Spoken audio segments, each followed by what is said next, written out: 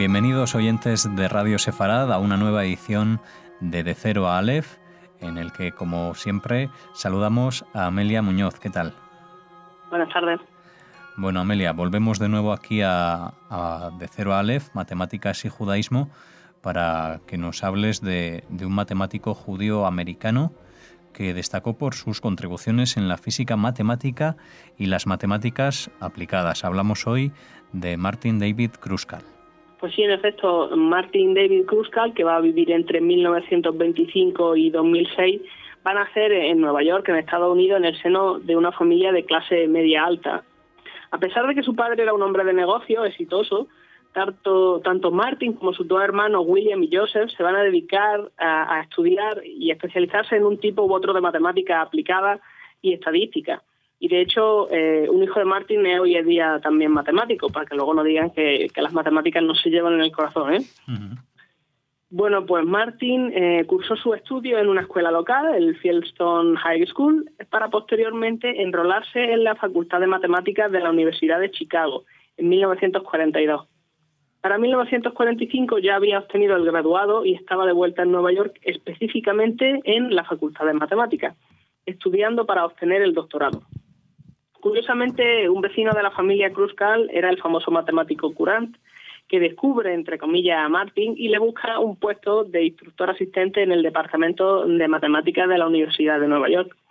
Tras obtener el máster en 1948, comienza a trabajar en su tesis titulada Teorema del puente para superficies minimales. El propio Kruskal comienza su tesis diciendo que lo que el teorema del puente viene a significar es algo así como lo siguiente. Si tenemos dos contornos dados que encierran dos superficies simplemente conexas, es decir, conexas por camino y que todo lazo se puede contraer a un solo punto, de áreas relativamente mínimas, entonces se puede construir un puente entre ellas mediante el proceso de quitar un trocito de los contornos de los que hablábamos al principio y conectar las superficies por medio de un puente delimitado por dos arcos paralelos que unen los recién creados extremos inicial y final de cada contorno respectivamente. Ahora lo que tenemos es una sola superficie, simplemente conexa, de área mínima consistente en las áreas iniciales y el pasillo que los conecta. Bueno, parece trivial, pero en matemáticas no hay nada que se pueda dar, por supuesto, nada que sea de sentido común. Nosotros normalmente esto lo visualizaríamos como dos círculos o dos óvalos que están separados entre sí. Entonces lo que Kruskal dice es vamos a construir un pasillo entre medias. Quitamos un pedacito del círculo de la izquierda y otro pedacito del de la derecha y unimos los extremos para que quede una especie de tubo, de pasillo.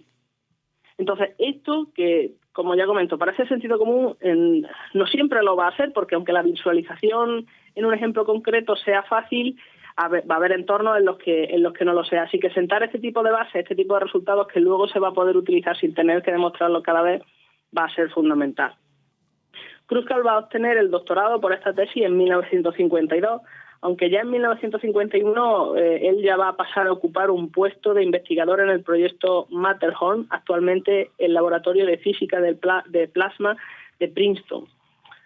Bueno, el proyecto Matterhorn nace a principios de la década de los 50 como uno de los laboratorios nacionales de energía de Estados Unidos, dedicado al estudio del plasma desde el punto de vista de la física y a la fusión nuclear. La idea era desarrollar la fusión como una fuente de energía. De hecho, durante años, durante la Guerra Fría, fue un proyecto de alto secreto que pretendía ser capaz de controlar reacciones termonucleares. Va a ser desclasificado en 1961. ¿Por qué va a ser esto importante? Bueno, pues porque durante 13 años, entre el 51 y el 64, el Kruskal va a estar trabajando en este proyecto secreto y consecuentemente todos sus resultados van a ser a priori propiedad del gobierno americano. No todo lo que él descubre lo va a poder publicar ni por asomo. Y por tanto, aunque sus resultados son actualmente conocidos, en su momento no se le pueden atribuir o no se le suelen atribuir hoy en día por la diferencia de tiempo al propio Kruskal.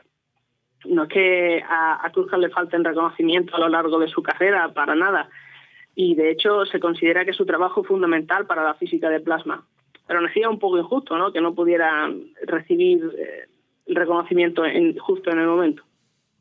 Bien, pues Kruskal va a obtener el doctorado, como hemos comentado, en 1952 y 4 años después va a ser ascendido al director asociado de la división teórica del proyecto Matterhorn.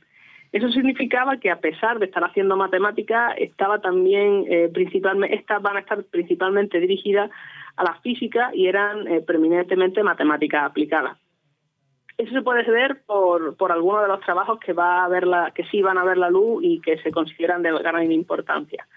Por ejemplo, en 1957 publica Oscilaciones exactas no lineales de plasma, y en el 58 va a publicar un principio energético para problemas de estabilidad de hidrodinámica, un trabajo sobre la estabilidad del plasma en equilibrio estático y otro sobre equilibrio en plasmas confinados por medios magnéticos en un toroide. Entonces, estos trabajos se ven claramente hacia dónde está dirigida su investigación, que muchos años después va a volver otra vez a quedarse en solamente matemática o en matemática aplicada. Uh-huh. Bueno, en 1959 va a añadir a su trabajo el cargo de profesor de astronomía, un cargo que podría ser llamativo, pero que estaba totalmente justificado. Como se puede ver, por ejemplo, que en 1960 va a publicar un artículo en el que presenta lo que hoy en día se conocen como las coordenadas de Kruskal, que permiten, tras su aplicación en soluciones de ecuaciones provenientes de la teoría de la relatividad general, el estudio de agujeros negros. En particular, Kruskal lo que demuestra es que el interior de un agujero negro parece un agujero de gusano y, por tanto, va a unir dos universos idénticos asintóticamente planos. Este es el primer caso de una solución que incluye agujeros de gusano en relatividad general. En 1959 también va a traer para Martin, a la vez de que su trabajo de profesor de astronomía, una beca senior de la Fundación Nacional de Ciencias, que él va a emplear para pasar el curso entre el 59 y el 60 en el Instituto Max Planck de Múnich. Y es que, a pesar de pasar gran parte, si no toda su vida, entre dos universidades, principalmente a Kruskal y a su esposa, le va a gustar viajar, principalmente tomando como excusa acudir a un congreso o visitar a un colega para hacer turismo en un país u otro. En 1961, a su vuelta de Múnich, va a ser nombrado profesor de pleno derecho de astronomía, y ese mismo año va a ser en el que el proyecto Matterhorn se desclasifica y va a pasar a ser conocido como Laboratorio de Física de Plasma de Princeton, que Kruskal va a abandonar definitivamente en 1964. Quizá gracias a esto, Martin va a poder pasar el curso entre el 65 y el 66 en la Unión Soviética como parte de un grupo de científicos que participan en un programa de intercambio. Y ya de vuelta en Estados Unidos va a ser nombrado director del programa de matemática aplicada y computación de Princeton, un cargo que va a ocupar hasta 1989. Parte de su trabajo de esta época se va a centrar en el análisis asintótico y en el análisis asintótico de series. Bueno, pues el análisis asintótico es un método que sirve para describir el comportamiento de límites de funciones, por medio de comparar funciones, una de ellas desconocida, normalmente con otra que sí es conocida, lo cual da lugar a funciones equivalentes en el infinito u otro límite problemático. Otra de las áreas de estudio del análisis asintótico va a ser la solución de problemas para aproximaciones de funciones que se comportan como la función desconocida en el límite. Bien, el análisis asintótico va a llevar a Martin a escribir junto con Gardner, Green y Milner el artículo de 1974, Ecuaciones de Cotter-Webb, de Bryce y generalizaciones, soluciones exactas, que eventualmente le llevarían a él y a sus colegas a ganar el premio Steele de la Asociación de Matemáticas Estadounidense en 2006 por su extraordinaria contribución en investigación matemática. Este artículo va a destacar, entre otros aspectos, por ser el primero en el que va a aparecer una teoría general para el cálculo de soluciones exactas de ecuaciones diferenciales no lineales que sean relevantes, que se van a estar utilizando en muchos entornos distintos. Bien, en 1979 va a ser nombrado profesor de pleno derecho de matemáticas en Princeton, para retirarse de allí 10 años después, en 1989. Y bueno, Kruskal va a aprovechar esta jubilación, ¿no?, para aceptar una plaza de profesor, la plaza David Hilbert, que le oferta la Universidad de Rutgers en el mismo año en el que se retira. Y bueno, también tras retirarse de Princeton va a comenzar a interesarse por números surreales, que van a incluir a los números exponencialmente pequeños, es decir, a los infinitesimos, y exponencialmente grandes o números reales infinitos, que se van a considerar como mayores o menores que cualquier número real. Bueno, los números surreales tienen estructura de cuerpo ordenado y todos los números reales van a estar rodeados de estos números surreales que están más próximos de sí mismos que de cualquier otro número real. Van a ser descubiertos en 1970, entonces esto va a ser un descubrimiento bastante reciente. Y parte de la contribución de Kruskal a los números surreales va a ser la definición de funciones surreales y el análisis de su estructura. O también el estudio de si una función surreal va a ser integrable o no. La densidad y la complejidad del trabajo de Martin a lo largo de los años, como por ejemplo, a lo largo de su vida, va a hacer que describirlo todo ahora sea muy complicado. Por ejemplo, vamos a dejar de lado la teoría de solitones, que se considera una de sus obras más importantes.